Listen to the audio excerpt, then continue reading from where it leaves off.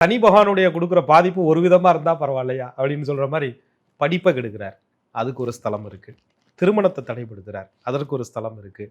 உடல் ஊனங்களை ஏற்படுத்துகிறார், விபத்துகளை ஏற்படுத்திட்டார். அடுத்தடுத்து பயமாக இருக்குது, ஒரு ஒச்சம் குறை ஏற்பட்டுருமோ அப்படின்ற ஒரு விதமாக இருக்குது. சார் சும்மா வீட்டில் நடந்துகிட்டு இருக்கும்போதே அந்த சனி புத்தின்னு சொன்னாங்க.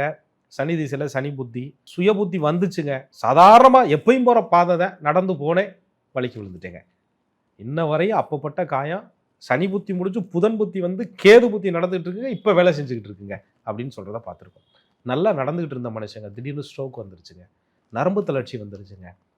நல்லா படித்த பிள்ளைங்க ஞாபக சக்தியில் குறைபாடு வருதுங்க. வீட்டில எல்லாம் நல்லா பேசுதுங்க, பொது இடத்துக்கு போனால் வாயே திறக்க மாட்டேங்குதுங்க அப்படின்னு சொல்லக்கூடிய சூழ்நிலை. திருமணம் நல்லா பண்ணி வச்சோங்க, நல்லா நிறைய நகையெல்லாம் போட்டு கல்யாணம் பண்ணி கொடுத்தோம். பேசும்போதெல்லாம் நல்லா பேசுனாங்க. பையன் வந்து அது என்னத்தங்க சொல்கிறது, எங்கள் வாயினால் வாழ முடியலைங்க, பிள்ளையை கூப்பிட்டு வந்துட்டாங்க.